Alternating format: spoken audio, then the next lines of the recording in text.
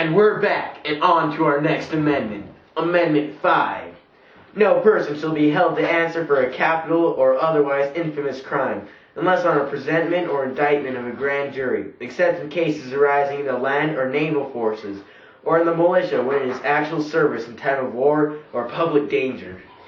Nor shall any person be subject for the same offense to be twice put in jeopardy of life or limb, nor shall be compelled in any criminal case to be witness against himself, nor be deprived of life, liberty, or property without due process of law, nor shall private property be taken for public use without just compensation. What does this mean, you might ask? Well, it means that you don't have to incriminate yourself, and you don't have to answer their questions. And also, it means that your property can't be taken from you unless they give you just compensation, which means they can't just come and take it and give you like $2. They'd have to give you what it was actually worth, according to what the market is right now. But in case that officer did come back and he was questioning me, this is probably what it would look like. Raise your right hand and unbook. Do you swear by the complete worst-case scenario handbook to tell the truth, the whole truth, and nothing but the truth? Do I look like I'd lie to you? Answer the question. Sure. Yeah. Of course. Yes or no? Yes. Thank you. Be seated. Mr. Bailey, where were you on the afternoon of January 21st, 2008? Only 2 days before your history project was due in Mr. Arnell's class. On the grounds that it might incriminate me, I stand on the 5th. And does this look familiar to you? Hold on. Keep holding it out. Oh, careful or you point that thing. And also, actually, I stand on the 5th. My final question for you. Do you like cheese? Yes, my favorite is actually, I plead the 5th. And we're back, straight from the courtroom. Now it's time to move on to the 6th Amendment, the right to a fair trial.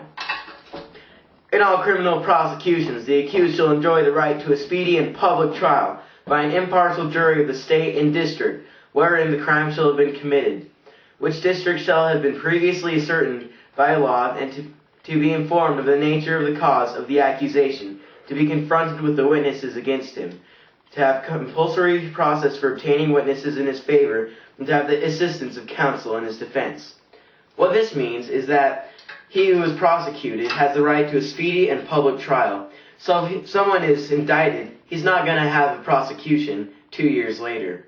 Also, the jury must be impartial, so they must not be partial to either side for the prosecution.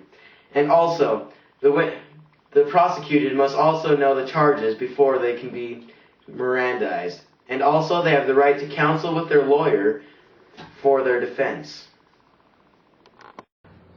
Here we are at the newly remodeled Supreme Court chambers in the Utah State Capitol. Here we'll be talking about the 7th Amendment, which reads, in suits at common law where the value of controversy shall exceed $20, the right of trial by jury shall be preserved, and no fact tried by a jury shall otherwise be re-examined in any court of the United States than according to the rules at common law. What this means is that back then, $20 was a lot of money. Right now, it wasn't. But what this means is that if the dollar amount exceeds $20, the right to go to court with the jury still remains. And now back to Jacob. Amendment number 8. Fair bail and punishments. Excessive bail shall not be required for excessive fines imposed, nor cruel and unusual punishment inflicted. In some places in the world, if you're caught stealing, then you'll have your right hand cut off. Luckily, here in the U.S., the Constitution prevents that from happening. Sorry, but Jacob couldn't be here right now, so I'm taking his spot. The 9th Amendment states, the enumeration in the Constitution of certain rights shall not be construed to deny or disparage others retained by the people. What this means is that our rights are not limited to those listed in the Constitution. I'm here. Oh, safety. But we're gonna head in now. See if we can take care of some things.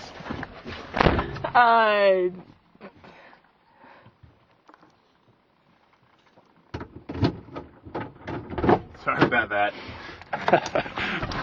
Sheep. Need a 4-door car one of these days. Oh, sorry. You know, it's just been a long day with all 10 amendments, but I'll just get right to it. Alright. Amendment number 10. The powers not delegated to the United States by the Constitution, nor prohibited by it to the states, are reserved to the states respectively or to the people. What this means is that the powers not given to the U.S. government by the Constitution are given to the states or to the people. Police, we have a warrant! Oh, crap. Oh, we gotta leave this here. This is Jacob Bailey. Until next time, see ya.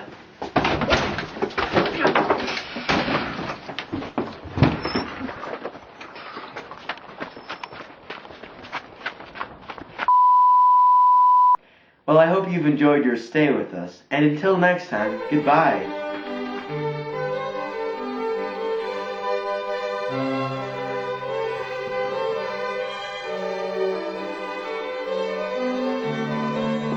And did I mention that I am Jacob Bailey?